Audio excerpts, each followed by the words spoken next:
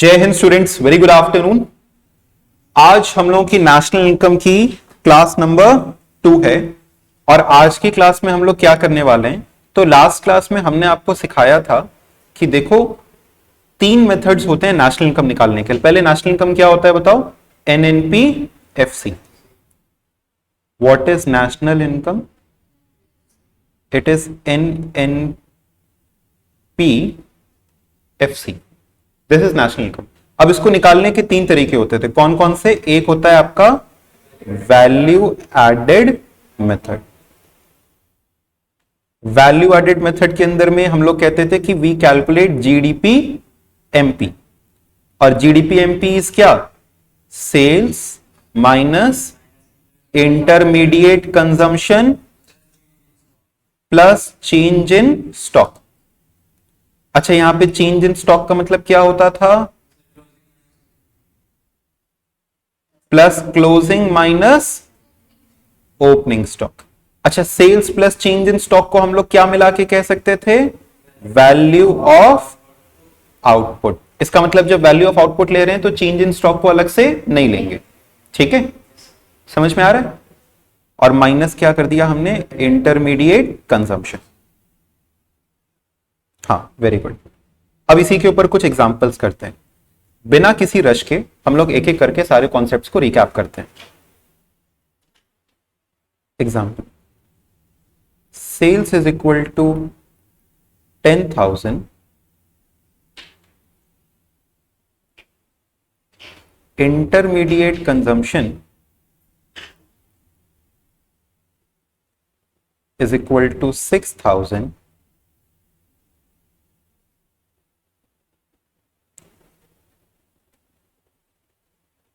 Closing stock 2,500,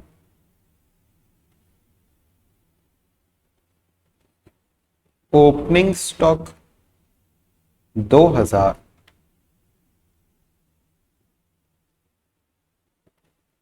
depreciation 400, factor NFIA अगर हम लिख रहे हैं तो बताओ एनएफआईए का मतलब क्या होता है? Net factor income from abroad.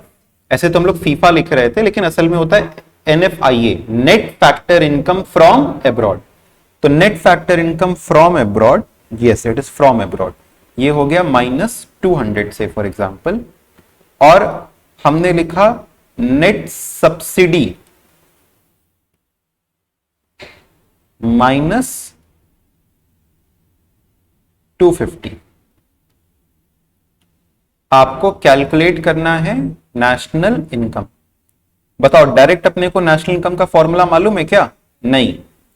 हमको तो पहले क्या निकालना होगा? GDP MP. हमको पहले क्या निकालना होगा? GDP MP. और फिर किस पे जाना होगा? एनएनपी एफसी पे।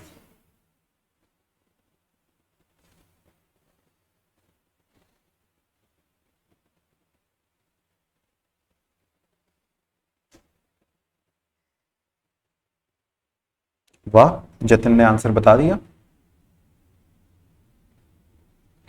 तो सबसे पहले अपने निकालते हैं GDP MP equal to, come on, this will be 7,500 maybe 4,500 maybe. ठीक है, ऐसे मेजॉरिटी क्रिएट करने से आंसर सही नहीं हो जाएगा। और बाकी लोग जवाब दें भाई। हमारे पास ऑप्शन नंबर ए है 3650। ये आप क्या बता रहे हैं, जीडीपी एमपी या एनएनपी एफसी? जीडीपी एमपी बता रहे हो ना? जीडीपी एमपी में भी अलग अलग आंसर। सुनो ध्यान से, this is sale minus intermediate consumption plus closing minus opening. Sale कितना? 10,000 minus intermediate consumption 6,000 plus closing 2,500 minus opening 2,000। कितना हो गया ये बताओ? 4,000 500, दिस इज योर जीडीपी। अब एनएनपीएफसी निकालना है, तो एनएनपीएफसी इज इक्वल टू, बताइए जीडीपी एमपी में ग्रॉस को नेट बनाने के लिए क्या करें, minus depreciation, minus depreciation. Domestic को नेशनल बनाने के लिए क्या करें, बताइए, डोमेस्टिक को नेशनल बनाने के लिए प्लस कर देते हैं net factor income from abroad. ठीक है, डोमेस्टिक को नेशनल बनाना है तो फ्रॉम अब्रॉड प्लस, तो net factor income from abroad भी क्या कर देंगे, प्लस। अच्छा, मार्केट प्राइस को फैक्टर कॉस्ट बनाने के लिए, सुनो, मार्केट प्राइस को फैक्टर कॉस्ट बनाने के लिए टैक्सेस को करते थे माइनस, तो सब्सिडी को करेंगे प्लस। तो हम यहां पे लिखेंगे, यहां पे तो सब्सिडी दिया नहीं, नेट सब्सिडी दिया है, तो जो सब्सिडी के साथ करते थे वही नेट सब्सिडी, तो सब्सिडी को करते हैं प्लस, तो यहां पे नेट सब्सिडी को भी कर देंगे प्लस। ठीक है, तो जीडीपी एमपी कितना है, 4500 माइनस डिप्रिसिएशन कितना है, 400 plus net factor income from abroad minus 200 और प्लस नेट सब्सिडी कितना है, माइनस 250। कितना आ रहा है इसका आंसर,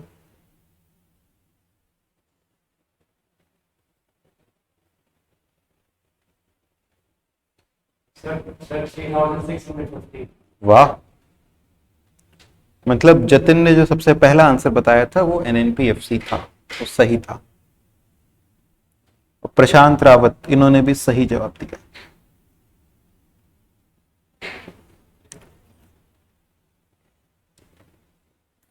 आगे आंसर,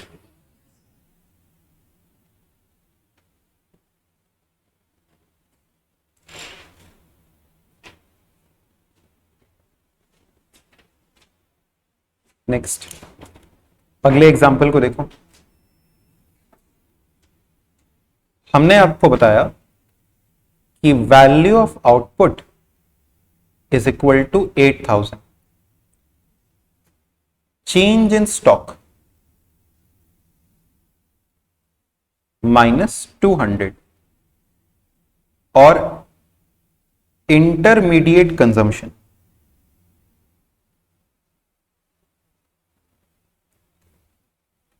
सवाल आया मेरे पास कि सर ये कर रहे हैं, बट क्या सर इस तरीके का क्वेश्चन एमसीक्यू में आएगा, तो समझिए एमसीक्यू में ना आपसे हो सकता है ये कैलकुलेशन ना पूछे, आपसे ये फॉर्मूला पूछे कि बताओ ये फॉर्मूला, इसमें से 4 तरीके से फॉर्मूला लिख देगा, बताओ कौन सा करेक्ट है, या ये पूछे, या आपसे पूछे कि भाई वैल्यू ऑफ आउटपुट तुमको बता रहे हैं तो बताओ जीडीपी क्या होगा, ये जैसे यहां पे बताइए जीडीपी एमपी क्या होगा।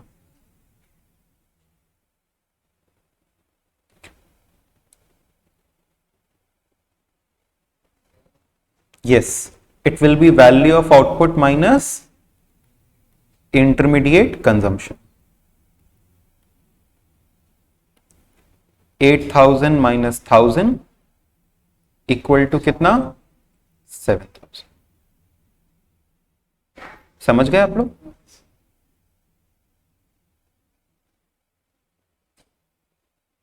Correct, very good. अब हम लोग अगले फॉर्मूला पर आते हैं। नेक्स्ट फॉर्मूला लिख लिया सबने,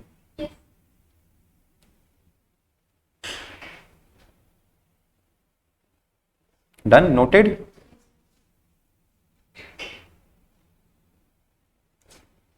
अच्छा,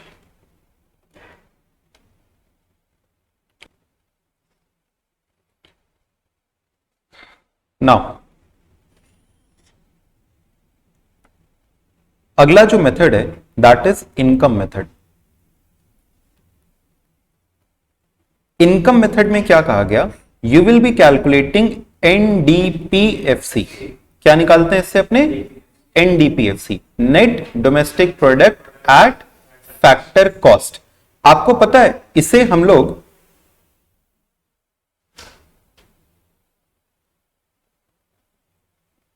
नो इश्यूज, परवानगी, no issues, that that is also manageable, you can come on Monday, ठीक है, just try to attend it on live. तो एनडीपीएफसी आपको मालूम है इसे हम लोग क्या कहते हैं? इसे हम लोग कहते हैं डोमेस्टिक इनकम। डोमेस्टिक इनकम, जैसे एनएनपीएफसी को क्या कहते थे? National income. वैसे ही एनडीपीएफसी को क्या कहते हैं? एनडीपीएफसी को क्या कहते हैं? Domestic income. NNPFC is national income, NDPFC is domestic income. तो यहां से हम लोग सीधे निकालना सीखते हैं डोमेस्टिक इनकम। इसमें क्या फॉर्मूला होता है? इसमें कहा जाता है, ये देखो, ये सबसे आसान फॉर्मूला है कि NDPFC is equal to factors of production का नाम लो। चलो फैक्टर्स ऑफ प्रोडक्शन का नाम लो। लैंड, अभी लिखना मत, लैंड, लेबर, कैपिटल और entrepreneur. Land, labour, capital, entrepreneur. Land, labour, capital, entrepreneur. बताइए, लैंड के बदले हम लोग क्या पेमेंट करते हैं? रेंट। लेबर के बदले हम लोग क्या पे करते हैं? वेजेस। लेकिन अब यहां पे हम नाम दे रहे हैं कंपेंसेशन, क्योंकि वेजेस के साथ में सैलरी भी आता है, सैलरी के साथ में बोनस भी आता है, और भी तो बहुत ढेर सारी चीजें आती हैं। तो सब चीजों का पैसा तो दिया ही जा रहा है, कहीं ना कहीं आपकी कमाई तो है ही ना। तो फिर हम लोग, हाँ, तो फिर हम लोग उसमें वर्ड सैलरी या वेजेस इस्तेमाल करने की जगह हम लोग नाम इस्तेमाल करते हैं कंपेंसेशन ऑफ एम्प्लॉइज। ठीक है, कंपेंसेशन ऑफ एम्प्लॉइज। कैपिटल के बदले जो हम लोग पे करते हैं that is called as interest. Entrepreneur जो अपने पास ले जाता है इसे कहते हैं प्रॉफिट। ठीक है, अब इसका फॉर्मूला सुनना। Formula is NDPFC is equal to compensation of employees, COE लिख दे, शॉर्ट में चल जाएगा, हाँ, प्लस रेंट, इंटरेस्ट, प्रॉफिट,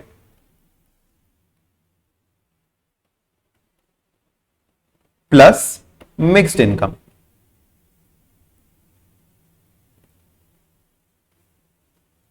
ठीक है, रेंट के साथ साथ में रॉयल्टी भी आ जाता है। यहां पे क्या आ जाता है? रॉयल्टी। तो हम इसको ऐसे कहते हैं,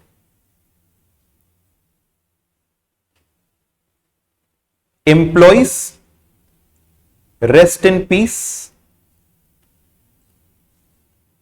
मिक्स्ड इनकम, एमआई। ये जो आरआईपी है इसको मिला करके अपने कहते हैं operating surplus. What do we call it as? Operating surplus.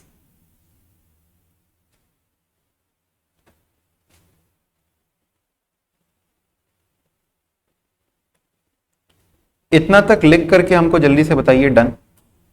तो व्हाट इज ऑपरेटिंग सरप्लस? एक दो बार आपसे पूछा हुआ है कि ऑपरेटिंग सरप्लस में इसमें से क्या चीज नहीं आती है। तो रेंट आता है, सॉरी, हाँ, रेंट आता है, इंटरेस्ट आता है, प्रॉफिट आता है। क्या चीज नहीं आती? मिक्स्ड इनकम अलग है, कंपेंसेशन ऑफ एम्प्लॉइज अलग है। डन, ठीक है।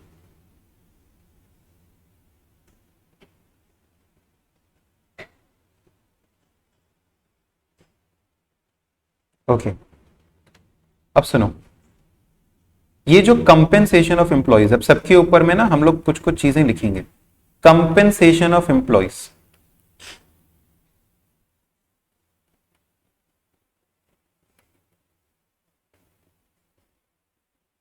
इट इंक्लूड्स, क्या क्या आएगा बताओ कंपेंसेशन में? सैलरी इन वेजेस आएगा, सैलरी इन वेजेस आएगा। बोनस अगर हम देते हैं वो कंपेंसेशन का पार्ट है, यस, बोनस इसीलिए देते हैं कि भाई काम कर रहा है हमारे यहां पे, उसको बोनस देंगे। ठीक है, फिर उसके बाद अगर हम इसको रिटायरमेंट बेनिफिट्स दे रहे हैं तो रिटायरमेंट बेनिफिट, रिटायरमेंट के टाइम पे ग्रेचुइटी, पीएफ वगैरह का पैसा दे रहे हैं। सोशल सिक्योरिटी,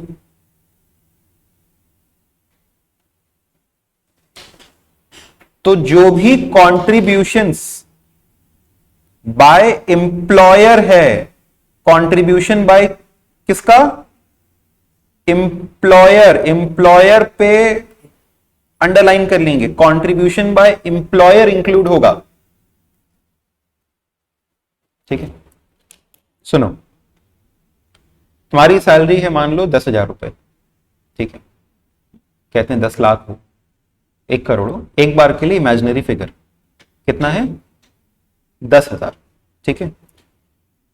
अब हाँ, अलाउंसेस भी आएंगे, लिखवाते हैं इसको भी। अब हमने कहा कि तुम्हारी 10,000 की सैलरी के ऊपर में हम 1,000 रुपया अलग से तुम्हारे पीएफ में जमा कराएंगे। तो बताओ तुम्हारी सैलरी कितनी हो गई, 11। 10 अलग दे रहे थे तुमको और 1,000 रुपया तुम्हारे नाम का हम जमा करा रहे थे, 11। लेकिन हमने कहा कि देखो, एक तो हम अपने पास से जमा करा रहे हैं और 500 रुपया तुम्हारी सैलरी में से भी काट करके जमा कराएंगे, ठीक है। तो टोटल पीएफ में कितना गया, 1500। 1,000 रुपया हमने दिया और 500 रुपया तुम्हारी सैलरी से काट करके जमा कराए। तो ये बताओ, क्या तुम्हारी सैलरी 10 तो ऐसे दे रहे थे, 1,000 रुपया अलग से जमा करा रहे थे, 500 रुपया तुम्हारी सैलरी में से काट करके हम अलग जमा करा रहे थे, तो क्या सैलरी 11,500 हो गया? नहीं सर, वो तो आप मेरी सैलरी में से काट करके जमा करा रहे हैं, तो वो तो उसी में से कट गया ना, तो आप ही का तो कंट्रीब्यूशन है, तो वो अलग से आपकी इनकम बन गई 500 रुपया? नहीं। तो एम्प्लॉयर जितना अपने पास से दे वो जुड़ेगा, लेकिन एम्प्लॉय की सैलरी में से जितना कट हो रहा है वो थोड़ी ना अलग से सैलरी बन रही है। तो हम लोग एम्प्लॉयर का कंट्रीब्यूशन जोड़ते हैं। बोलो किसका? एम्प्लॉयर का कंट्रीब्यूशन जोड़ते हैं, एम्प्लॉय का नहीं। तो retirement benefit social security contribution by employer, ये इंक्लूड होता है, एम्प्लॉय का नहीं इंक्लूड होता। हम नीचे लिखवा देंगे आपको। ये बात आप लोग को समझ में आई? नहीं समझ में आई? हाँ, एम्प्लॉय का इंक्लूड नहीं होगा क्योंकि वो तो उसी की, एम्प्लॉयर का इंक्लूड होता है। नहीं, हमने ये डैश लिखा है, ये हमने डैश लिखा है, ये अच्छा डैश हटा दीजिए अगर आपको माइनस लग रहा है तो। ये बात समझ में नहीं आई क्या? नहीं, यहां पे चार्ट पे आया है हमको। नो सर, बताइए, फिर से समझा दें?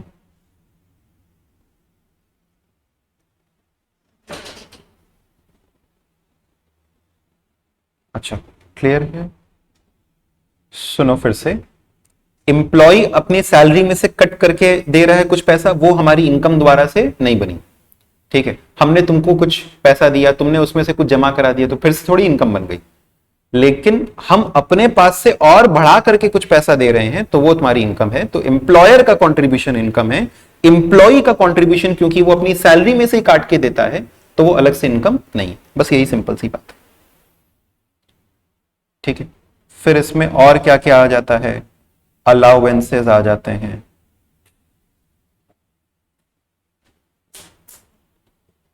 डिविडेंड नहीं आएगा, डिविडेंड तो अलग है, डिविडेंड तो प्रॉफिट का पार्ट है, हम बताएंगे उसके बारे में।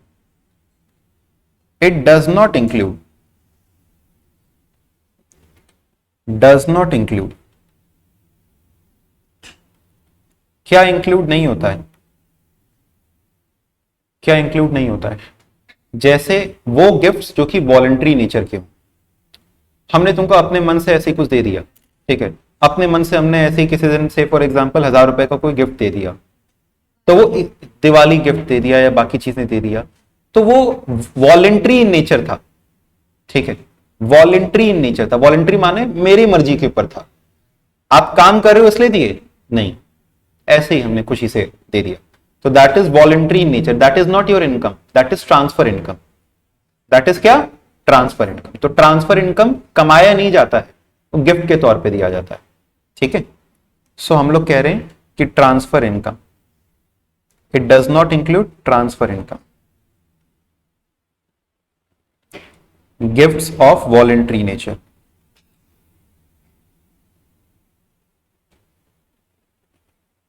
ये सब इंक्लूड नहीं होता है। नंबर 2, और क्या चीज इंक्लूड नहीं होती है? और क्या चीज इंक्लूड नहीं होती है इसमें? कंट्रीब्यूशन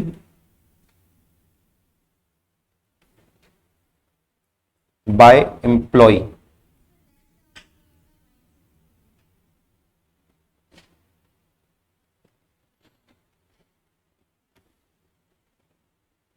कंट्रीब्यूशन बाय एम्प्लॉय, ये भी इंक्लूड नहीं होता। एम्प्लॉयर का इंक्लूड होता है, एम्प्लॉय का इंक्लूड नहीं होता। चलो हो गया यहां तक। कंपेंसेशन ऑफ एम्प्लॉइज में क्या क्या आएगा, क्या क्या नहीं आएगा, सबको समझ में आया? Everybody in the live chat please right yes, come on quickly right yes in the chat section अगर यहां तक आया तो। फिर कुछ और मजेदार चीजें हैं इसमें जो कि हमको कवर अप करनी है।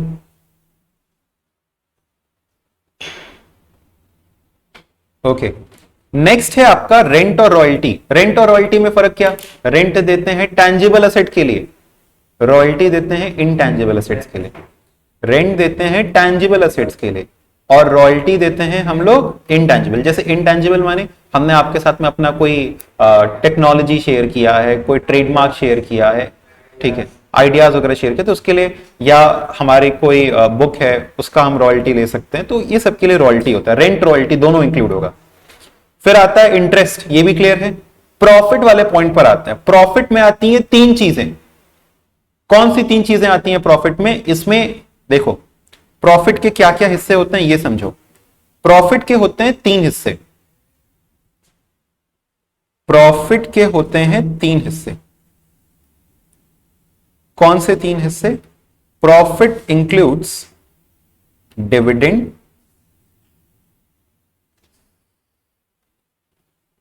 कॉर्पोरेट टैक्स, कॉर्पोरेट या इनकम टैक्स, कुछ भी कह सकते हैं, कॉर्पोरेट टैक्स या इनकम टैक्स,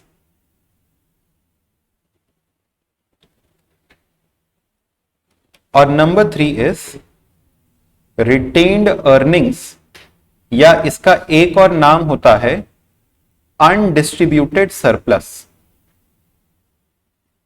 अनडिस्ट्रीब्यूटेड सरप्लस, ये तीन चीजों को जोड़ करके आता है प्रॉफिट। तो प्रॉफिट इज इक्वल टू क्या? Dividend plus corporate tax plus retained earning.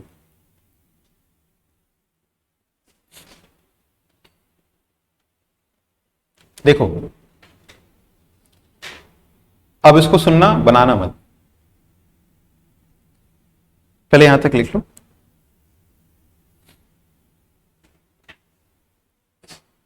लिख लिया?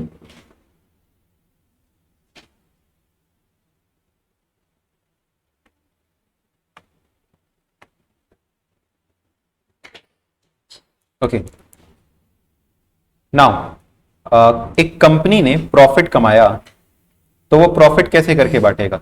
सबसे पहले वो प्रॉफिट बांटना चाहेगा किसको? अपने शेयर होल्डर्स को। अब वो प्रॉफिट जो अपने शेयर होल्डर्स को बांट देता है उसे हम लोग कहते हैं डिविडेंड। तो इनके पास क्या आता है? डिविडेंड। लेकिन जब वो डिविडेंड बांटने जाता है तो डिविडेंड बांटने से पहले इसको कुछ ना कुछ पैसा देना पड़ता है। किसको? गवर्नमेंट को। तो ये पैसा चला जाएगा किसके पास? सरकार के पास, गवर्नमेंट के पास। तो गवर्नमेंट के पास जो पैसा चला जाता है उसे हम लोग कहते हैं कॉर्पोरेट टैक्स। या डिविडेंड बांटने के दौरान अगर कोई टैक्स लगा तो उसका भी एक नाम होता है, उसका नाम होता है डिविडेंड डिस्ट्रीब्यूशन टैक्स। बोलो क्या नाम होता है? Dividend distribution tax. कोई सा भी टैक्स अगर एक कंपनी दे रही है तो वो यहां पे आ जाएगा। अब बाकी बचा पैसा कंपनी के पास है, तो कंपनी के पास जो पैसा बचा रह जाता है ये डिविडेंड बांटने के बाद अपने शेयर होल्डर्स को और सरकार को टैक्स देने के बाद जो पैसा कंपनी के हाथ में रह गया उसे हम कहते हैं कंपनी की रिटेन्ड अर्निंग्स या अनडिस्ट्रीब्यूटेड सरप्लस। वो पैसा जो कि हमने डिस्ट्रीब्यूट नहीं किया। तो कंपनी के पास जब प्रॉफिट आता है तो वो सबसे पहले किसके पास जाता है? शेयर होल्डर्स को डिविडेंड देता है। लेकिन उससे पहले सरकार कहता है कि पहले मेरा हिस्सा दे के जाओ। तो पहले सरकार को टैक्स देता है, बचे हुए पैसे में से डिविडेंड बांटता है, कुछ पैसा अपने आगे के ग्रोथ के लिए रख लेता है, उसे कहते हैं रिटेन्ड अर्निंग। और इन्हीं सबको मिला दें तो फिर हमको क्या मिल जाएगा? प्रॉफिट। तो प्रॉफिट के हो गए तीन हिस्से, डिविडेंड, कॉर्पोरेट टैक्स और रिटेन्ड अर्निंग्स। कॉर्पोरेट टैक्स के अलावा हम और क्या इसमें नाम दे सकते हैं, डिविडेंड डिस्ट्रीब्यूशन टैक्स। क्या ये समझ में आया, प्रॉफिट के तीनों हिस्से?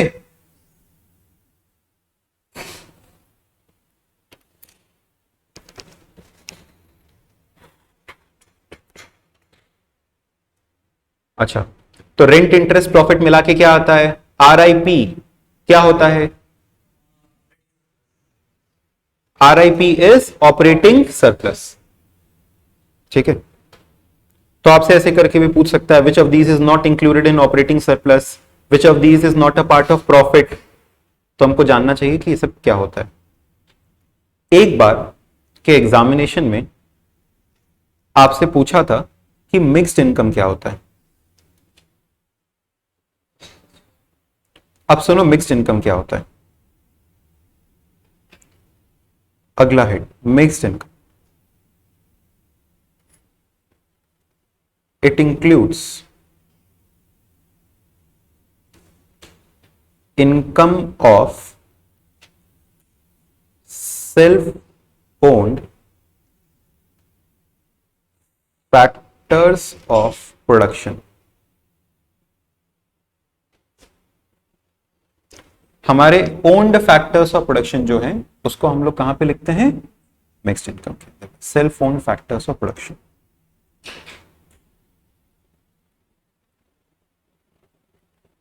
It includes rent, interest, profit and wages of self-owned factors।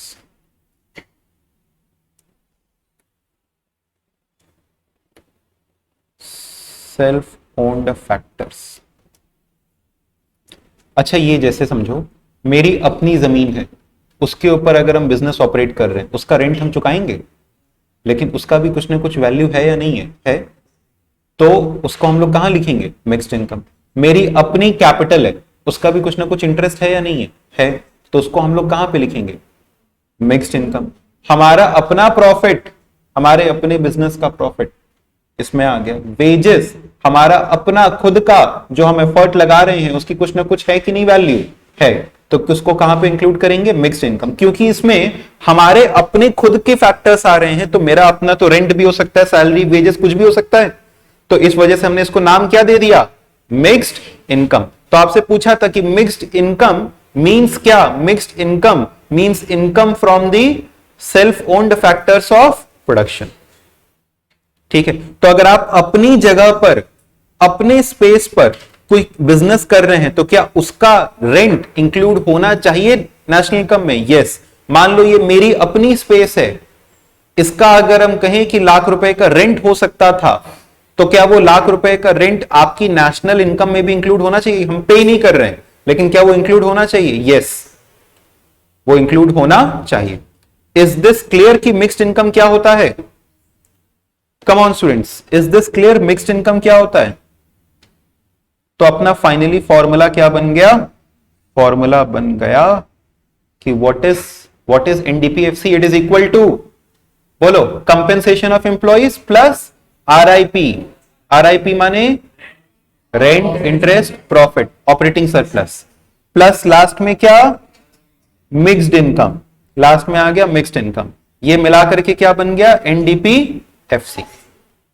एक एग्जांपल लिखेंगे, फिर इसके बाद अगले मेथड पर आएंगे।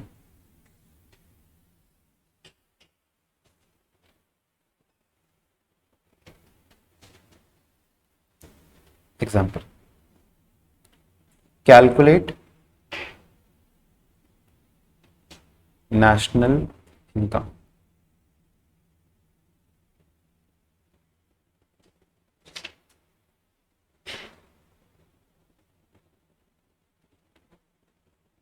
compensation of employees 1000, rent and royalty 400, interest 100, profit 1000, dividend 200, mixed income 500। बताइए नेशनल इनकम क्या होगा। अच्छा सबसे अच्छा एक और चीज यहां पे देंगे, फैक्टर इनकम फ्रॉम अब्रॉड,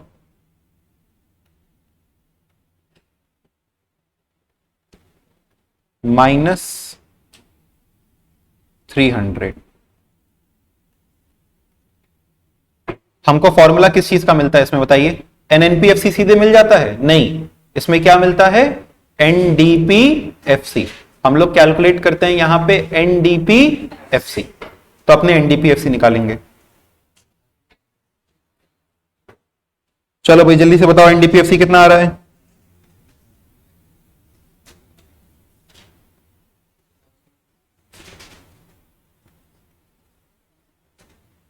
लिखना है, लिखिए 3200 एनडीपीएफसी। एनडीपीएफसी बताना आप लोग एक बार कितना आ रहा है। मेरे पास अलग अलग जवाब आ गए, यहाँ 3200 आ गया, 3100 आ गया, 3000 आ गया, 2700 आ गया। 3000, 2800, वेरी गुड, यही एक फिगर बाकी था। तो मेरे पास 2700, 2800, 2900 भी बाकी है अभी, 2900 अभी भी पेंडिंग है। Come on, anybody on 2900? 2900 पे कोई? बाकी सारे स्लॉट्स बुक हो चुके हैं। चलो 3000 मेरे पास में ज्यादा आ रहा है। NDPFC equal to, NDPFC equal to क्या क्या लेंगे?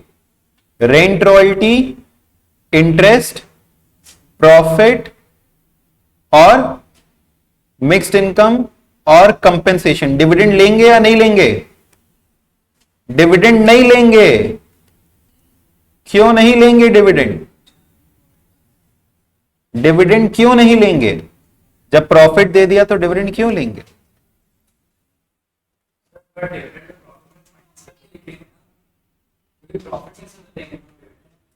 तो भैया प्रॉफिट में ऑलरेडी डिविडेंड जुड़ा हुआ है ना। नहीं सर, प्रॉफिट डिविडेंड घटाने के बाद वाली चीज नहीं है। ये मत कहिए कि सर ये प्रॉफिट है तो इसमें से तो डिविडेंड दे चुके होंगे, इसमें से दिए होंगे। 200 माइनस क्यों करेंगे?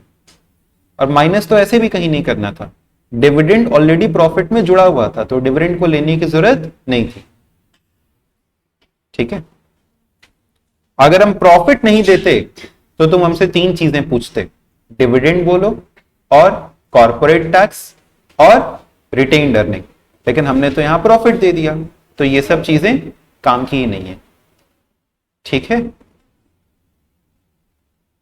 तो एनडीपीएफसी कितना आ गया? कितना कितना था? 1000 प्लस 400 प्लस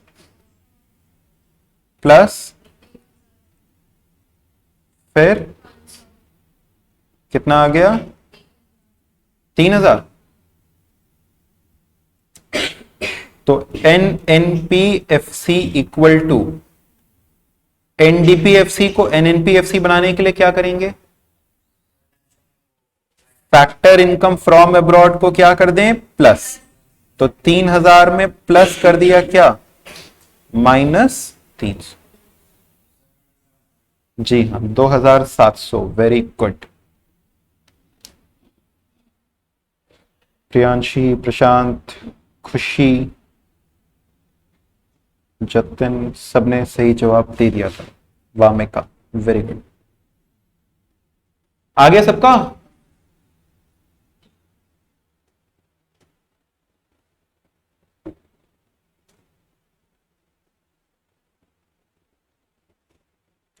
नेक्स्ट क्वेश्चन पर आए, नेक्स्ट क्वेश्चन पर आते हैं।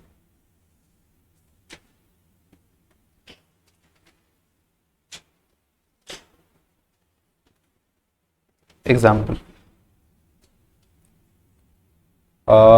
हमने आपसे कहा कि salaries and wages, salary and wages equal to 500, contribution by employer 200, contribution by employee ये भी 200, और बोनस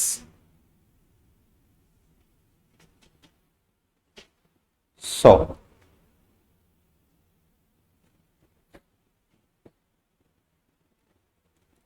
रेंट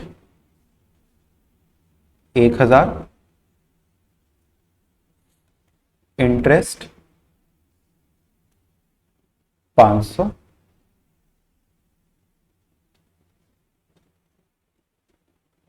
डिविडेंड 100,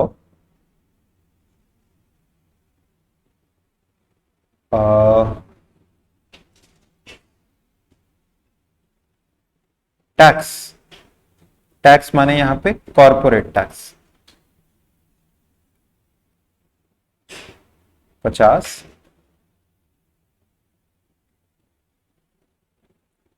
और retained earning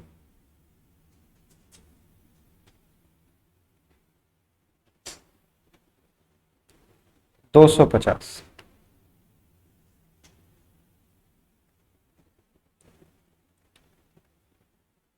mixed income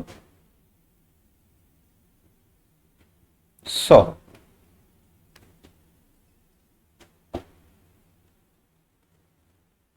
calculate करिए, क्या कैलकुलेट करना है आपको? डोमेस्टिक इनकम,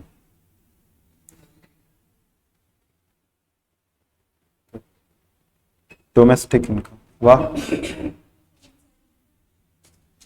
अब सुनो बात को, डोमेस्टिक इनकम के अलावा यहां पे क्या क्या निकालना है ये भी सुन लो। एवरीबडी फोकस, हाँ सब लोग ध्यान दो, कम ऑन लिसन केयरफुली। सबसे पहले हमको बताओ कंपेंसेशन ऑफ एम्प्लॉइज कितना होगा? करेक्ट है, सबका जवाब सही आ गया, वेरी गुड। बताओ कंपेंसेशन ऑफ एम्प्लॉइज कितना होगा?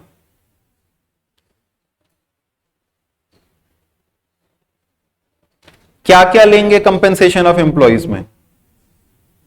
सैलरी वेजेस लेंगे, यस। कंट्रीब्यूशन बाय एम्प्लॉयर लेंगे, यस। कंट्रीब्यूशन बाय एम्प्लॉय लेंगे, नो। बोनस लेंगे, यस। तो कंपेंसेशन ऑफ एम्प्लॉइज कितना हो गया? 800 आया सबको, पहला हिस्सा। दूसरा हिस्सा रेंट 1000, कोई दिक्कत नहीं। तीसरा हिस्सा इंटरेस्ट 500, कोई दिक्कत नहीं। अब बताओ प्रॉफिट कितना है? बोलो प्रॉफिट कितना है?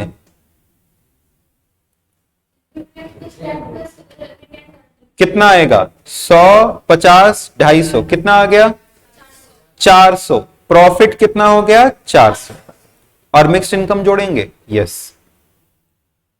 तो देखो आपके अगेन एमसीक्यूज में, सर अपने एमसीक्यू में कैसा सवाल आएगा? आपको ये सब ऐड करने को कहेगा, नहीं इंस्टीट्यूट को मालूम है तुम्हारे पास कैलकुलेटर नहीं है, और उसके बिना तुम, और वो सब पेन कॉपी भी नहीं है, कुछ नहीं है, तो उसके बिना तुम इतनी बुद्धि नहीं चला पाओगे। ऐसा इंस्टीट्यूट मान के चल रहा है, ठीक है। एक दो बार नहीं भी माना था, लेकिन ऐसा इंस्टीट्यूट मान के चल रहा है कि ये इतनी बुद्धि नहीं लगा पाओगे। तो इंस्टीट्यूट क्या करेगा आपको, जैसे मान लो ए 1 2 3 4 5 ऐसे करके ABCD करके लिख दिया। अब आपसे पूछेगा कंपेंसेशन ऑफ एम्प्लॉइज में क्या क्या ऐड होगा, तो तुमको बताना होगा 1 इंक्लूड होगा, 2 इंक्लूड होगा, 3 नहीं होगा, 4 होगा। तो 1 2 4। अरे समझे एमसीक्यू कैसे बना? और 3-4 आइटम लिख देंगे, उसमें क्या है। लेकिन कैसे करके पूछेगा कि what will be included in compensation of employees, A B C D, तो फिर आपको ऑप्शन देगा A ओनली,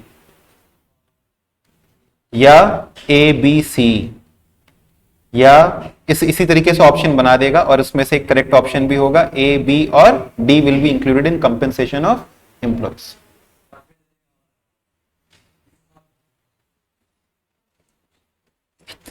इतना भी इंस्टीट्यूट नहीं करेगा कि 3 ऑप्शन ऐसे अलग अलग दे करके ऑल ऑफ दी अबव। चलो ये आया समझ में, तो इसीलिए हम आपको कंसेप्चुअली भी सिखा दे रहे हैं कि भाई ऐसे ऐसे करके है। Okay, so NDPFC is equal to, इसको अपने कैसे लिखेंगे, COE plus RIP plus MI। COE में क्या ले रहे हैं, 500, 200 प्लस 100 प्लस रेंट कितना 1000 प्लस इंटरेस्ट कितना 500 प्लस प्रॉफिट में भी अगेन ब्रैकेट में 100, 50, 250 प्लस मिक्स्ड इनकम कितनी 100, जोड़ जाड़ के कितना आ गया 800, 2800। हाँ समझ गए everybody in the live chart, बोलो समझ गए, राइट ठीक है इन द चैट सेक्शन अगर आपको समझ में आया तो।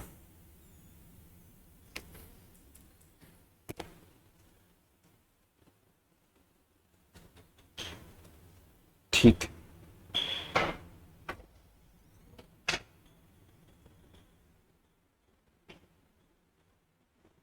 चलिए next. Yes very good, very good afternoon. रुको,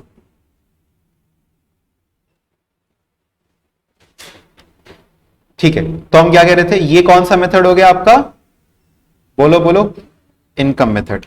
अब आखिरी मेथड पे अपने आते हैं जिसका नाम है एक्सपेंडिचर मेथड।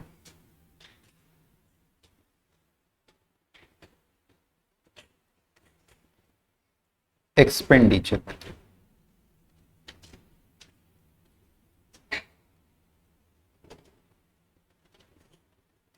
एक्सपेंडिचर मेथड में हम लोग कहते हैं कि आप जीडीपी एमपी निकालो और इसमें हम लोग केवल और केवल फाइनल कंजम्पशन एक्सपेंडिचर लेते हैं। बोलो क्या लेते हैं, final consumption expenditure. Now what is this final consumption expenditure, जैसे मान लो आप हो इनिशियल जो हम कह सकते हैं मैन्युफैक्चरर, ठीक है, I am wholesaler, you are retailer, ठीक है, तो आप अपना कुछ ना कुछ बना करके हमको सेल कर रहे हो, हम उस पर खर्चा कर रहे हैं कि नहीं कर रहे हैं, कर रहे हैं, फिर हम उसको थोड़ी देर स्टोर करके उसमें थोड़ा वैल्यू एडिशन करके आपको दे रहे हैं, आप भी खर्चा कर रहे हो कि नहीं कर रहे हो, फिर इसके बाद फाइनली कंज्यूमर के पास जा रहा है जो कि सब मिला जुला करके खर्च कर रहा है।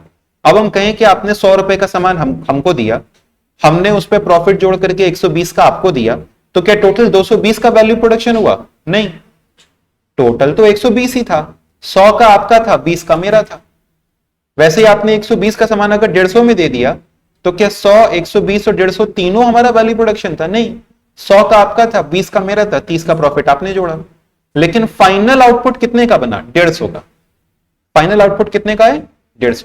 तो हम लोग हमेशा यहां पे लेते हैं फाइनल कंजम्पशन एक्सपेंडिचर। बोलो फाइनल कंजम्पशन एक्सपेंडिचर। ये मैन्युफैक्चरर करता है, यानी जो प्रोड्यूसर है वो करता है, या हाउस होल्ड सेक्टर करता है, हाउस होल्ड सेक्टर। हम जो भी खर्चा करें, सुनो मेरी बात, हम जो भी खर्चा करें हम तुम लोगों से रिकवर कर लेंगे कि नहीं कर लेंगे। ऐसे मत देखो हमको कि कितने लालची इंसान हैं, फिर सोचोगे हाँ हमको तो मालूम था, लेकिन I am business unit, right. तो I am a business unit, तो whatever expenditure I am incurring you will it will be recovered from, and not only me, कोई और बिजनेस को सोच लो, तो anybody incurring any expenditure will be recovered from the customer और the consumer. तो expenditure के अंदर में क्या होता है, एक बिजनेस यूनिट जो भी खर्चा करता है that is not final consumption expenditure, ठीक है। मेरे यहां ये भी खर्चा हो रहा है, दिस इज नॉट फाइनल, आप कहेंगे सर इसको बेच थोड़ी रहे हैं आप, but ultimately this is my intermediate consumption, this is my intermediate. So final consumption expenditure एक तरीके से ऐसा कंजम्पशन एक्सपेंडिचर हो गया, एक ऐसा कंजम्पशन एक्सपेंडिचर हो गया जो कि अल्टीमेट हाउसहोल्ड यूनिट करता है। कौन करता है? Household unit. तो हाउसहोल्ड यूनिट और गवर्नमेंट सेक्टर, क्योंकि हम तीन सेक्टर इकोनॉमी लेते हैं, तो तीन सेक्टर इकोनॉमी में तीन लोग आते हैं, हाउसहोल्ड, प्रोड्यूसर और गवर्नमेंट। Household, producer, government. तो गवर्नमेंट भी खर्चा करता है और हाउसहोल्ड सेक्टर भी करता है। तो हम लोग दोनों के फाइनल कंजम्पशन एक्सपेंडिचर को लेते हैं। अब देखो कैसे करके लेते हैं, इसको ऐसे लिखते हैं, हम लोग लिखते हैं प्राइवेट फाइनल कंजम्पशन एक्सपेंडिचर। क्या लिखते हैं बताओ? Private final consumption expenditure. फिर लिखते हैं plus government final consumption expenditure.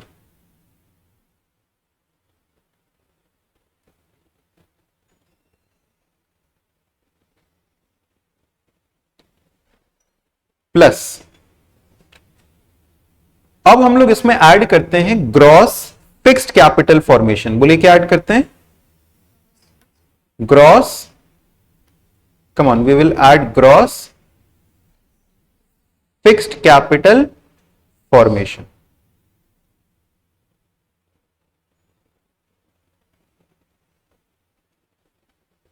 ठीक है। अब सर ये फिक्स्ड कैपिटल फॉर्मेशन क्या है? अगर हमारे यहां पे फिक्स्ड एसेट्स बढ़े, अगर फिक्स्ड एसेट्स बढ़े तो फिक्स्ड एसेट्स हमारे प्रोसेस ऑफ प्रोडक्शन में इस्तेमाल नहीं हो जाते हैं, वो लंबे समय तक रहते हैं। अगर हमारे फिक्स्ड एसेट्स बढ़े हैं तो वो लंबे समय तक रहते हैं, तो उसके अल्टीमेटली कहीं ना कहीं हम ही फाइनल यूजर हैं।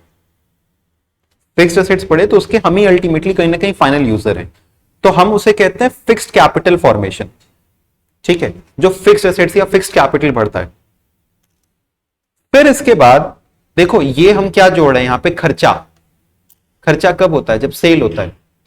लेकिन हमको सेल निकालना है कि प्रोडक्शन? जीडीपी क्या है? Value of goods and services sold या value of goods and services produced? बोलो, value of goods and services sold या value of goods and services produced? Produced. Sold ऐसा मतलब नहीं है, क्या? प्रोड्यूस्ड। तो जब हमको प्रोडक्शन लेना है तो क्लोजिंग जोड़ना होगा और ओपनिंग माइनस करना होगा। तो क्या हुआ? बनाए और बिका नहीं, जोड़ दो क्लोजिंग स्टॉक। और जो पिछले साल का प्रोडक्शन इस साल बेचे हो वो नहीं है तुम्हारा हिस्सा, माइनस कर दो ओपनिंग स्टॉक। ठीक है। और प्लस करते हैं इसके अंदर में नेट एक्सपोर्ट्स। क्या प्लस करते हैं? Net exports. नेट एक्सपोर्ट्स का मतलब क्या? Plus export minus import. ये बताओ, सुनो मेरी बात, जो एक्सपोर्ट किए वो बना कहां पे? जो एक्सपोर्ट किए वो बना कहां पे? इंडिया में। और जो इंपोर्ट किए वो बना कहां पे था? तो जो एक्सपोर्ट किए वो हमारी जीडीपी का हिस्सा, जो एक्सपोर्ट किए वो हमारी जीडीपी का हिस्सा है। अरे झूठे ही सही, कम से कम हां हां बोल दो इसके अंदर में। जो एक्सपोर्ट किए वो हमारी जीडीपी का हिस्सा है और जो इंपोर्ट किए वो हमारी जीडीपी का हिस्सा नहीं है। देखो सही बोलने लगे अब तुम लोग। जो एक्सपोर्ट किए वो हमारी जीडीपी का हिस्सा है, जो इंपोर्ट किए वो हमारी जीडीपी का हिस्सा नहीं है। क्यों? क्योंकि जो एक्सपोर्ट किए it was produced in India और जो इंपोर्ट किए it was not produced in India. ठीक है, इसीलिए प्लस एक्सपोर्ट्स माइनस इंपोर्ट्स। समझ गए क्या? Everybody in the live chat please reply बताइए अगर समझ में आया तो।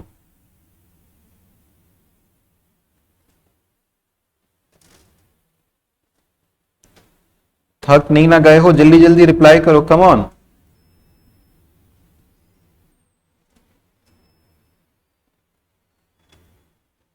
तो private final consumption expenditure plus government final consumption expenditure plus gross fixed capital formation plus change in stock plus net exports.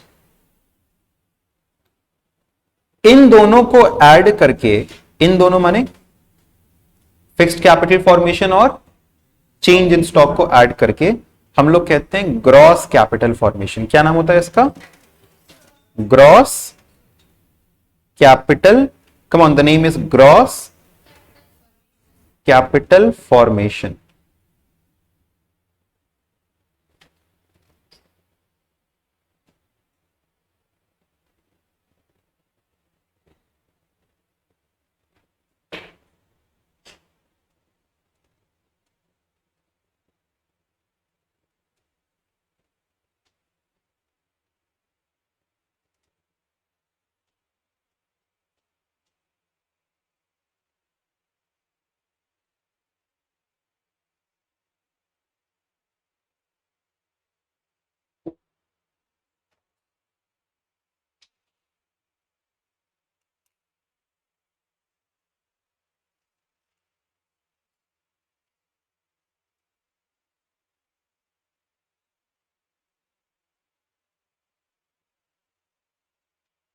Clear है ये?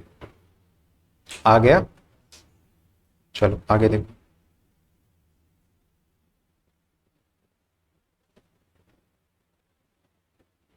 Next,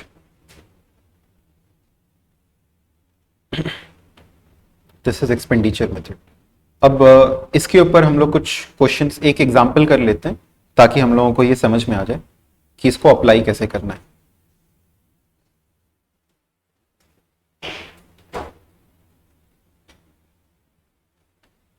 private final consumption expenditure 1000, government final consumption expenditure 500, intermediate consumption 700,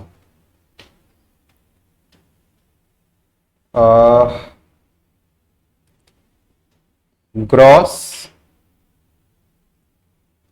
fixed capital formation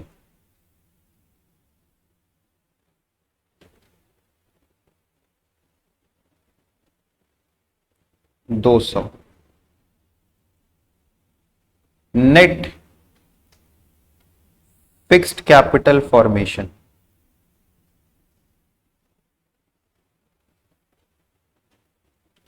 150।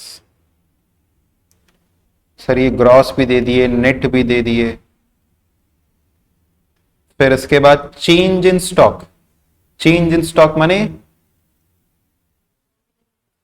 Plus closing minus opening, change in stock 300, और net import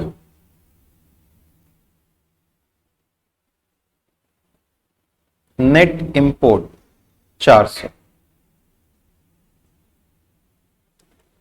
calculate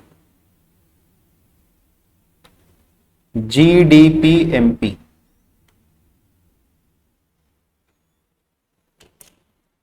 participate करिएगा भाई साथ में।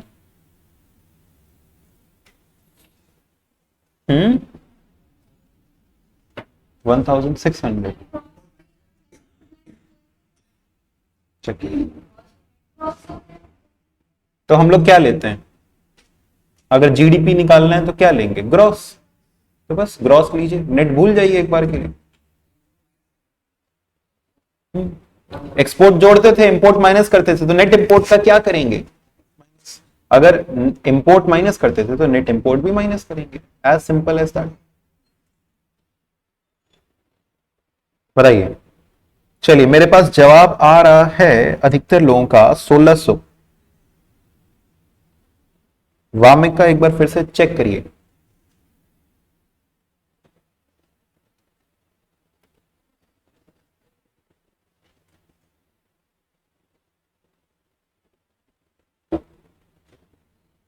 ठीक है, very good. नूर, प्रियांशी, खुशी, जतिन, वामिका, आई थिंक सबका जवाब आ गया है। 1600 सबका आ गया। तो what will B GDP MP? Private final consumption expenditure 1000, ये जोड़ेंगे, गवर्नमेंट फाइनल कंजम्पशन एक्सपेंडिचर जोड़ेंगे, intermediate consumption, gross fixed capital formation, और जब ये जोड़ रहे हैं तो नेट वाले की कोई जरूरत, चेंज इन स्टॉक जोड़ेंगे और नेट इंपोर्ट को क्या कर देंगे, माइनस। एक्सपोर्ट जोड़ते थे तो इंपोर्ट को माइनस। तो 1000 plus 500 plus 200 plus 300 minus 400, 1000 plus plus plus minus equal to, come on, आया क्या बताइए? इज दिस, सपोज वहां पब्लिक एक्सपेंडिचर होता तो, अरे पब्लिक एक्सपेंडिचर माने क्या, प्राइवेट सेक्टर हो गया। पब्लिक ही तो हमारी, पब्लिक में देखो दो लोग होते हैं, एक बिजनेस और एक हाउस होल्ड। तो हम यहां पे बिजनेस सेक्टर जो प्रोड्यूसर सेक्टर है वो लेते हैं, सॉरी हम यहां पे जो लेते हैं कंज्यूमर है, यानी हाउस होल्ड सेक्टर लेते हैं। नहीं आया?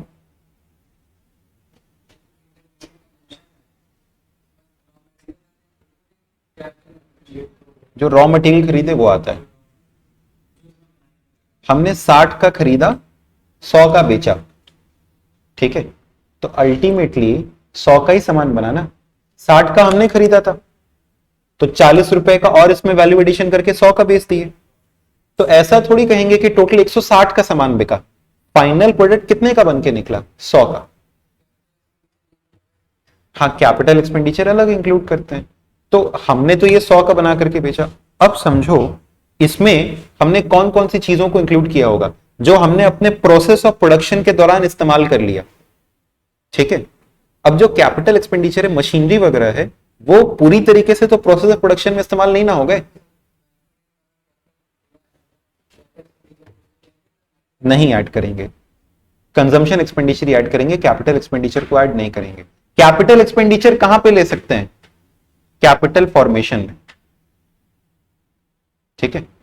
तो अगर बिजनेस का कैपिटल एक्सपेंडिचर ऐसे करके कुछ दिया हुआ है, हालांकि देगा नहीं, अगर ऐसे करके कुछ दिया हुआ है तो हम लोग यहां पे ले सकते हैं कैपिटल फॉर्मेशन, ठीक है। प्रशांत एक बार बताइए कि किस पॉइंट में डाउट है, हम एक बार उसको समझा देंगे वापस से।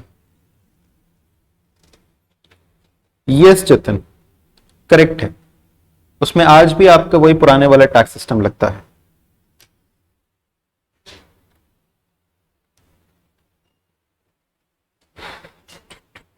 हो गया? एक बार फॉर्मूला बता दें।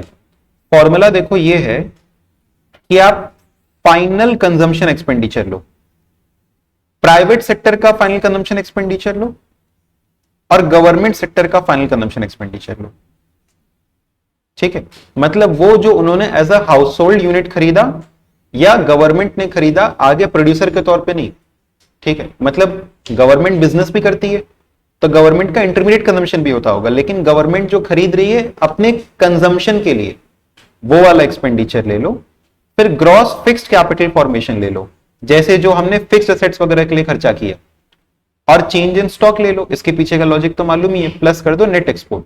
अब यहां पे आपको दिया हुआ था प्राइवेट फाइनल कंजम्पशन एक्सपेंडिचर हमने ले लिया, गवर्नमेंट फाइनल कंजम्पशन एक्सपेंडिचर ले लिया, इंटरमीडिएट कंजम्पशन हमने कहा कि फाइनल वाला जब खर्चा ले रहे हैं तो इंटरमीडिएट खर्चे को क्यों लेंगे, क्योंकि फाइनल में तो इंटरमीडिएट वाला भी जुड़ा होगा, ठीक है। फिर फिक्स्ड कैपिटल फॉर्मेशन ले लिया, और अगर फिक्स्ड ले लिया तो ग्रॉस फिक्स्ड ले लिया तो नेट फिक्स्ड नहीं लेंगे। सर इसमें क्या अंतर होता है, ग्रॉस और नेट में क्या अंतर होता है, डेप्रीसिएशन। तो बताओ, इस सवाल में आपसे पूछ सकता है कि डेप्रीसिएशन क्या होगा, बोलो डेप्रीसिएशन कितना होगा, डेप्रीसिएशन कितना होगा, 50। कैसे आएगा depreciation, gross minus net, very good, correct correct, 50। तो खैर हम लोग ग्रॉस ले रहे हैं तो अपने को जीडीपी मिल रहा है, अगर हम नेट लेते तो हमको कम ऑन एनडीपी मिलता। अगर ग्रॉस कैपिटल फॉर्मेशन यहां पे लिखें तो यहां पे क्या मिल रहा है? जीडीपी। अगर यहां पे नेट फिक्स्ड कैपिटल फॉर्मेशन लिखते तो क्या मिलता? एनडीपी। खैर, हमने ये ले लिया ग्रॉस डोमेस्टिक कैपिटल फॉर्मेशन और चेंज इन स्टॉक और नेट इंपोर्ट्स। एक वर्ड है जो कि हम यहां पे लिखवाना भूल गए, please write down gross domestic fixed capital formation.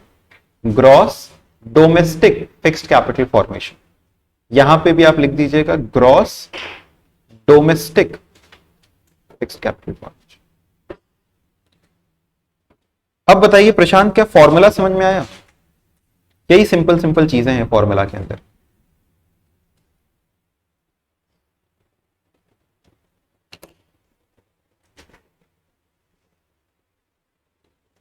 आप लोग अपने सॉल्यूशन में भी लिख लो, depreciation is equal to gross fixed capital formation minus क्या? Minus net fixed capital formation. Gross fixed capital formation minus net fixed capital formation. तो this will be equal to 200 माइनस 150 इक्वल टू 50।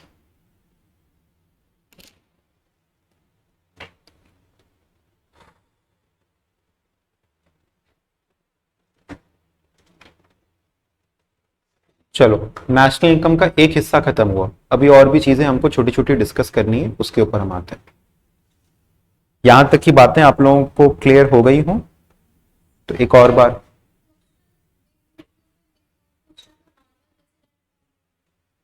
नॉर्मल रेसिडेंट और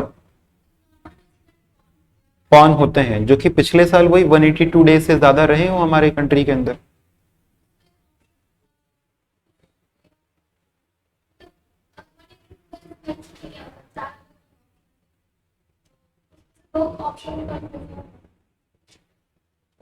question आपने कुछ screenshot वगैरह कुछ लिया होगा ना?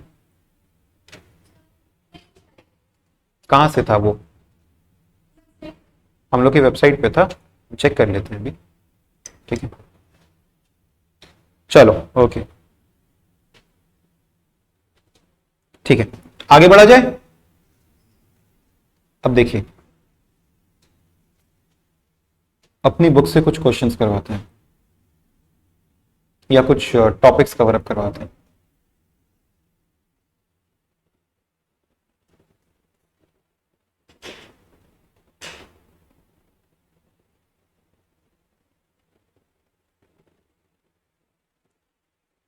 देखिए, ये तीन मेथड्स हैं, इसमें एक चीज आपको बताया गया है which is double counting. Do you know what is double counting?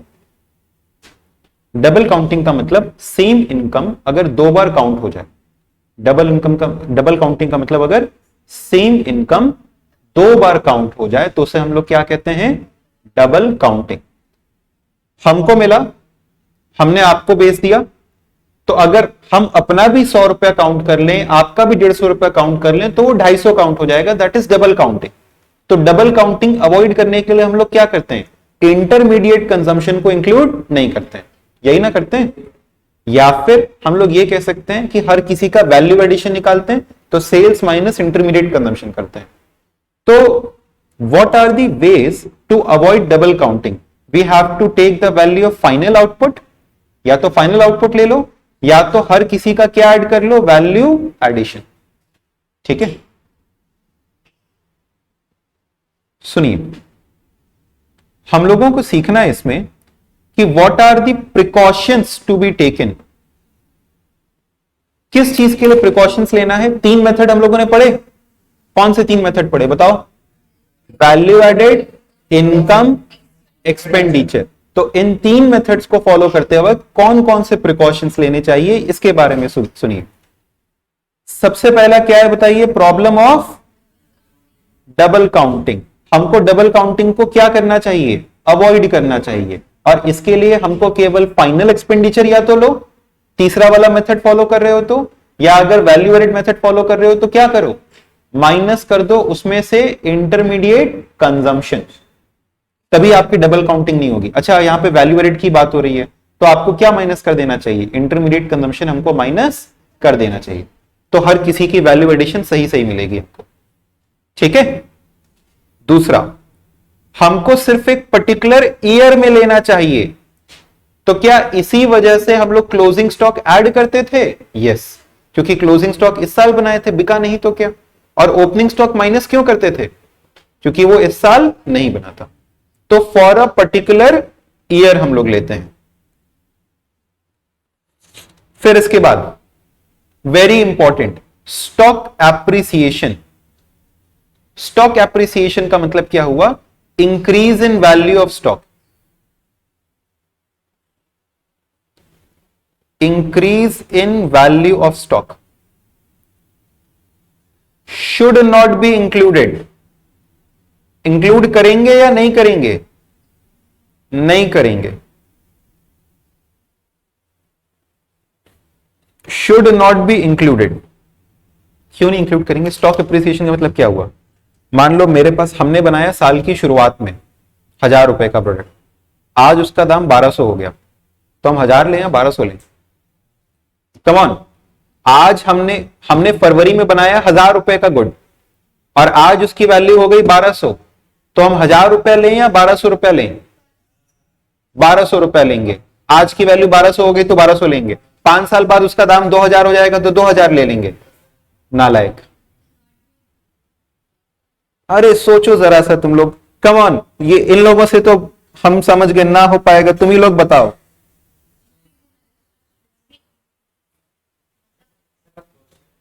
Question फिर से बोलिए तो बता देंगे, है ना। एक ही 1000 लेंगे, राइट। फिर से सुनो, आज जब हम बनाए थे, जब प्रोडक्शन जब हम किए थे तो 1000 रुपए का था।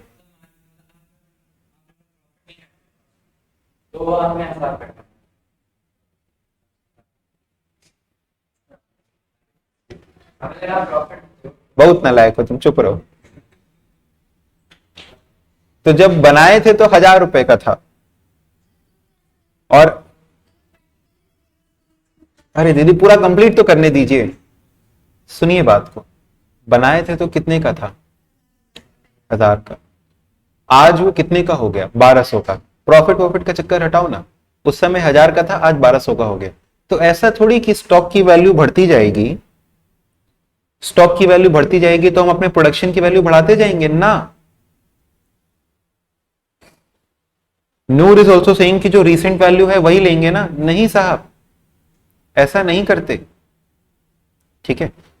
जो स्टॉक एप्रिसिएशन है, स्टॉक एप्रिसिएशन का मतलब समझो, स्टॉक की वैल्यू बढ़ गई, तो स्टॉक की वैल्यू बढ़ गई तो अपने प्रोडक्ट की वैल्यू बढ़ाते जाएंगे, आउटपुट की वैल्यू बढ़ाते जाएंगे? नहीं, जिस समय बनाए थे उसी समय की वैल्यू जोड़िए ना।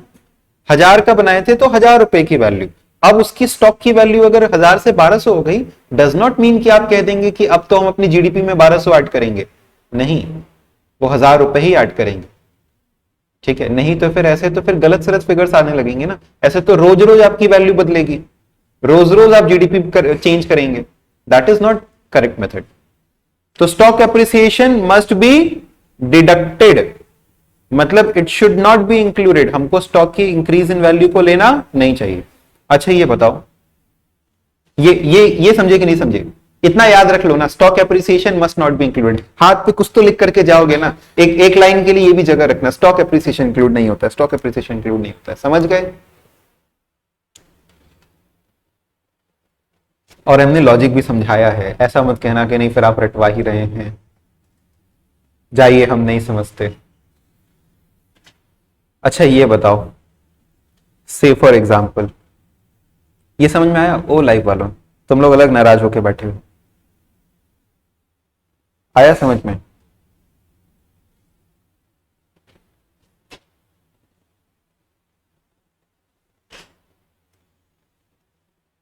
ठीक है, अब इन लोगों ने भी चैट पे रिप्लाई देना कर दिया है बंद। इसे कहते हैं साइलेंट रिवोल्ट। आपको क्या घड़ी देखनी है? कितना समय हो गया? 4 बार देखेंगे तो फिर उससे समय जल्दी पास होगा? नहीं। समझ गए? ठीक। अब इन लोगों की हालत ऐसी हो चुकी है कि जो शुरुआत में ऐसे बैठ के क्लास कर रहे थे अब वो ऐसे बैठे हुए होंगे। नालायक बच्चे, जाग जाइए। ये बताओ, से फॉर एग्जाम्पल आप चाय बेचते हो, ठीक है? हाँ, मान लो।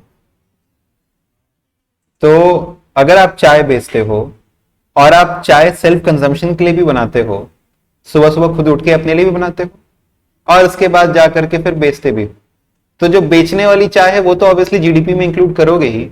जो सेल्फ कंजम्पशन के लिए अपने लिए सुबह सुबह चाय बना रहे हो, will it be included in GDP? CS चाय वाला, वेरी गुड।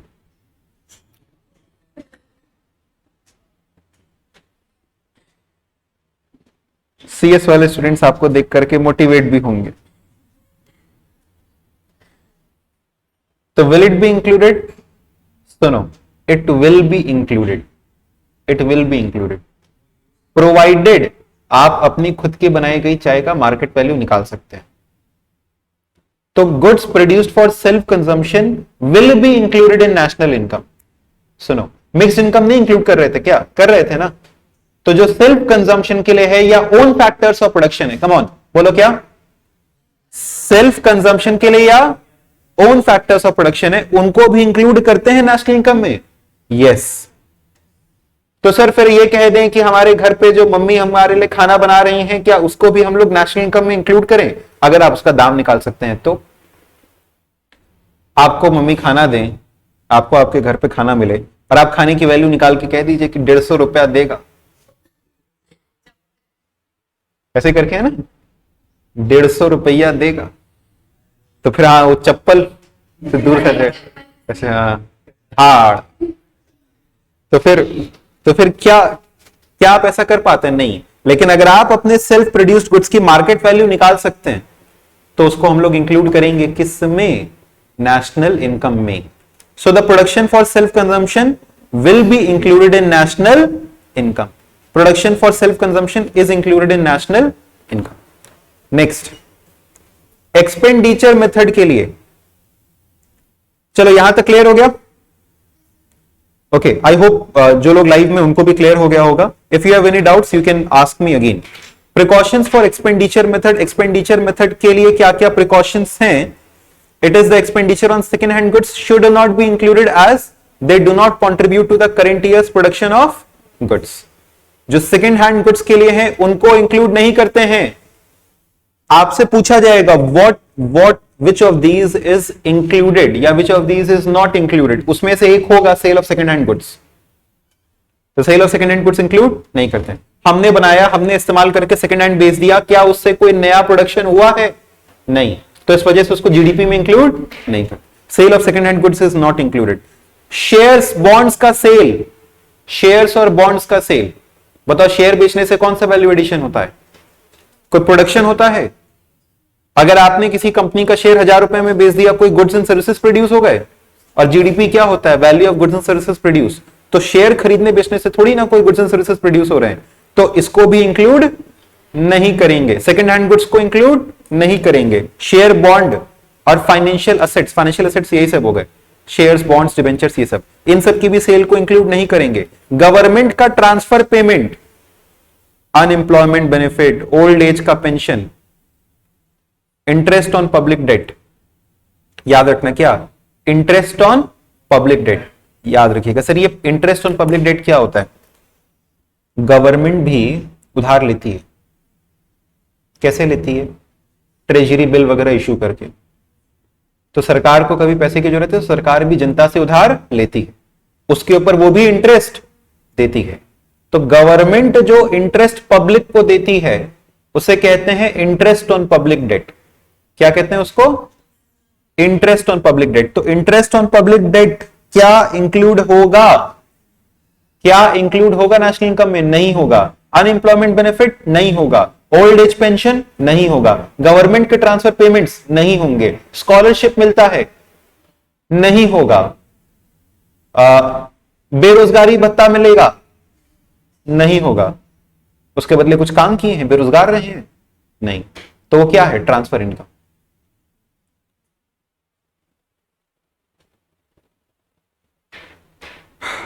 क्या ये भी समझ में आया? ये किसमें था? एक्सपेंडिचर मेथड में। बोलो जल्दी से yes, come on, last 10 minutes, जाग जाओ सभी लोग।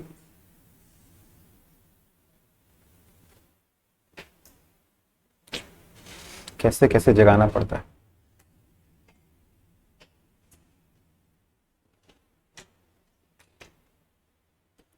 Precautions for income method. Income method में गिफ्ट डोनेशन लेंगे? बोलो नहीं लेंगे। इलीगल मनी लेंगे? स्मगलिंग से पैसा कमाते हो, गैम्बलिंग से पैसा, ताश जुआ इन सब में पैसा कमाते हो तुम लोग, ये सब लेंगे? नहीं लेंगे। केबीसी में जीता हुआ पैसा लेंगे? नहीं लेंगे। उसके बदले कौन सा वैल्यू एडिशन किए हो? कुछ नहीं लेंगे। इसको कहते हैं विंडफॉल गेन्स। विंडफॉल माने झटके से आया हुआ पैसा, लॉटरी में जीता हुआ पैसा, केबीसी में जीता हुआ। अब कहोगे सर केबीसी में तो दिमाग लगाते हैं ना, फास्टेस्ट फिंगर फर्स्ट जीत के गए होंगे। नहीं लेंगे। फाइनेंशियल असेट्स, शेयर डिबेंचर बेच करके आया हुआ प्रॉफिट लेंगे? नहीं लेंगे। वापस से ट्रांसफर पेमेंट नहीं लेंगे। Illegal money, KBC, lottery, prize, ये सब गैम्बलिंग, जुआ, ताश पत्ते में जीता हुआ पैसा नहीं लेंगे। अभी दिवाली में जीतोगे तो फिर याद रखना। खेलते हो तुम लोग? मत खेलना, अच्छी बात नहीं है। हमको ऐसे मत देखो, हम भी नहीं खेलते। ऑल्दो आई एम अ मारवाड़ी, तो ये सब चीजें दिमाग में जरूर चलती हैं। सो नॉमिनल एंड रियल जीडीपी अगला कॉन्सेप्ट है अपना। ये खत्म हो गया प्रिकॉशंस, तीनों मेथड खत्म, बेसिक्स खत्म। अब हमको आपको क्या पढ़ाना है? Nominal GDP, real GDP, disposable income, personal income, यही सब फिर खत्म हो जाएगा। देखो चैप्टर खत्म होने वाला है, एकदम बढ़िया से ध्यान देंगे। Nominal GDP, real GDP. हम अगर आपसे कहें कि हमने 50 यूनिट बनाया तो दिस इज क्वांटिटी प्रोड्यूस्ड, ठीक है। जब हम क्वांटिटी में बात करते हैं तो उसे कहते हैं रियल इनकम, ठीक है। तो basically quantity produced is my real output, ठीक है। अब यहां पे रियल जीडीपी, नॉमिनल जीडीपी पे आते हैं। लिख लो, चलो लिखवाते हैं, उसी पे वो लिखवा रहे थे वही अच्छा था। और इसी पे आते हैं, हेडिंग देंगे नॉमिनल जीडीपी, रियल जीडीपी। ऐसा एक्सप्रेशन नहीं बनाएंगे कि नहीं अब लिखा नहीं जाएगा, लिखेंगे। इतना अंगड़ाइयां लेने लायक आप लोगों ने काम भी नहीं किया कि ऐसे एकदम स्ट्रेचिंग वगैरह करके दिखा रहे हैं कि nominal GDP, real GDP. Nominal GDP,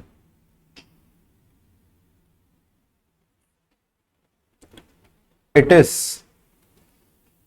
GDP measured at current year prices.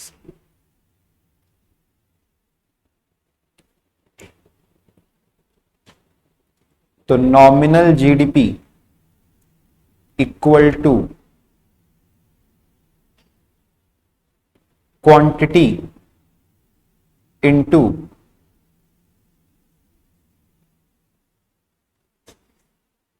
current year price index.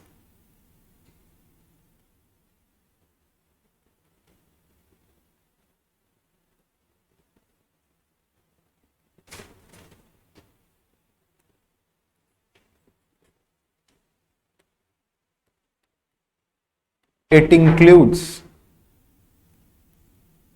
the effect of inflation,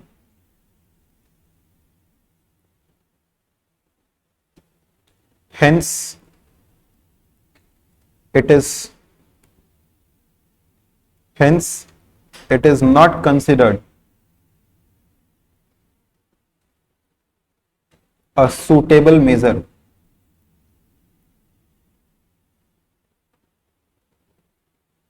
suitable measurement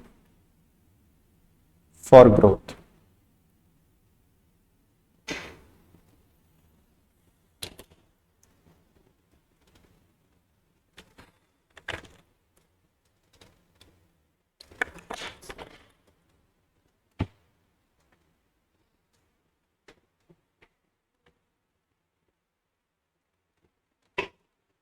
Real GDP. It is GDP measured at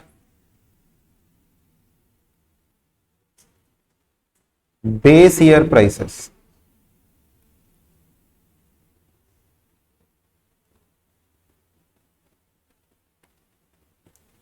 तो real GDP is equal to quantity into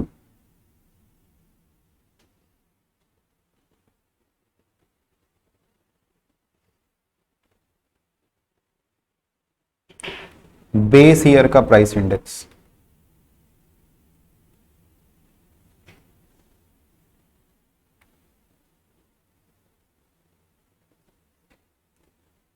example,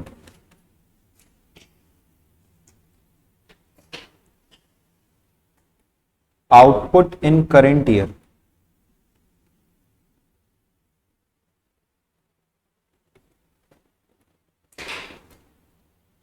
is equal to 600 units.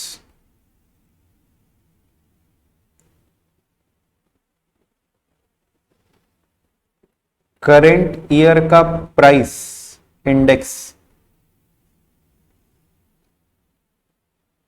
200, जबकि base year का price index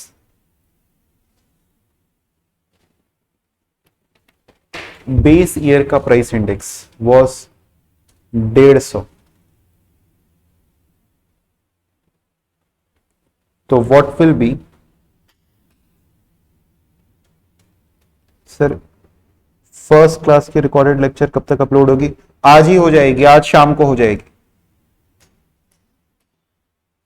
तो फिर बताइए, nominal GDP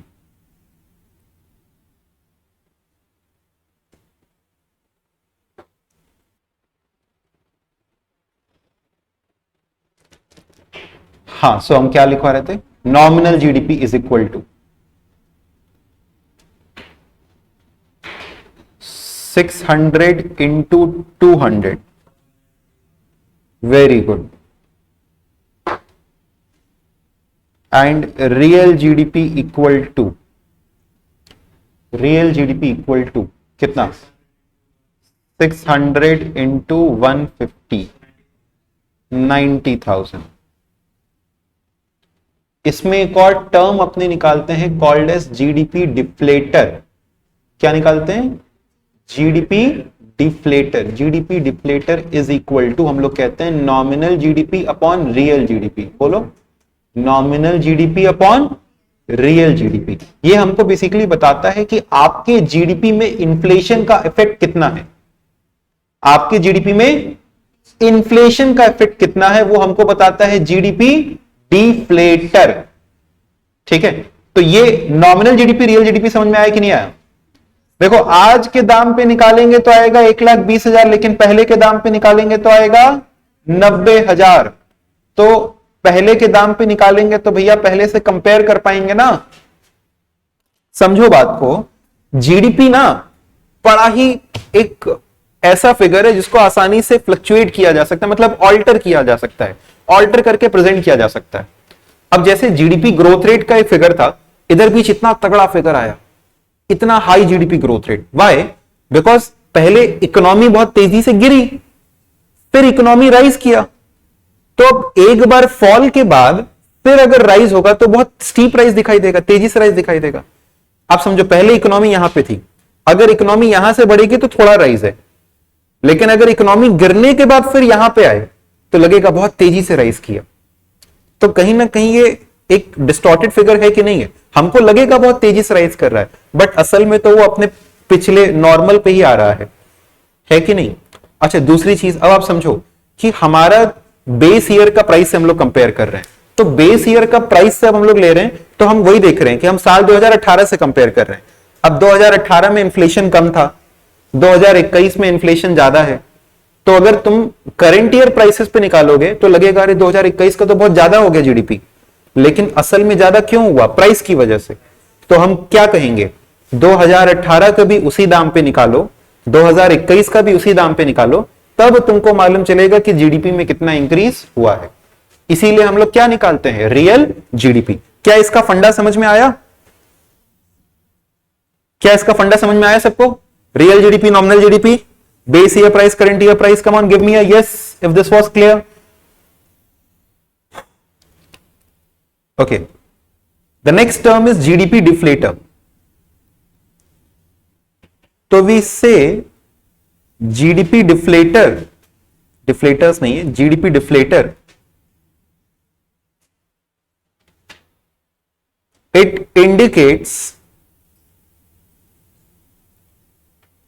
indicates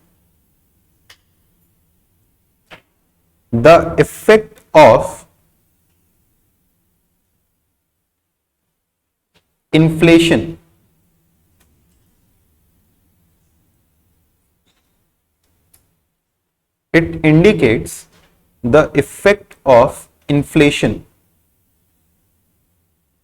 in GDP. तो GDP deflator equal to nominal GDP upon real GDP, nominal GDP upon real GDP into 100। कितना है nominal GDP? 1,20,000। Real GDP कितना है? 90,000 इंटू 100 इक्वल टू, बताना,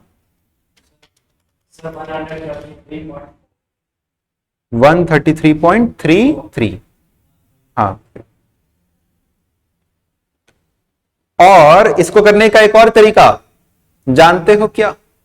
it is current year price index upon, देखो ऊपर नीचे quantity तो सेम लिए थे ना, तो बस प्राइस इंडेक्स को ले लो। देखो मजेदार चीज, आंसर सेम आएगा। करेंट ईयर का प्राइस इंडेक्स डिवाइडेड बाय, बोलो, बेस ईयर का प्राइस इंडेक्स इनटू, बोलो, 100। तो करेंट ईयर का प्राइस इंडेक्स कितना? 200 divided by 150 into equal to 133.33।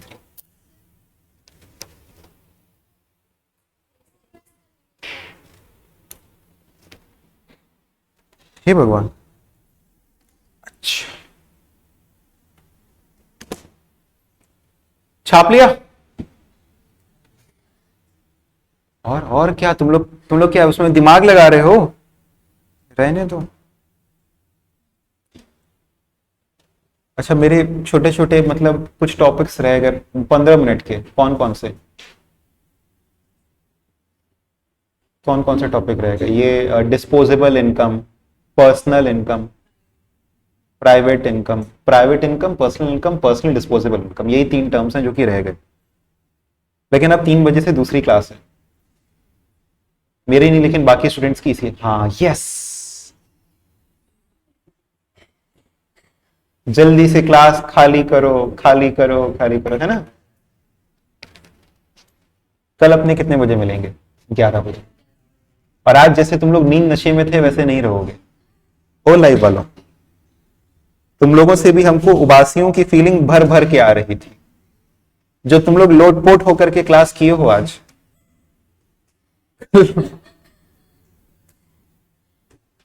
कल नहीं करोगे, ठीक है? जल्दी से यस बोलो।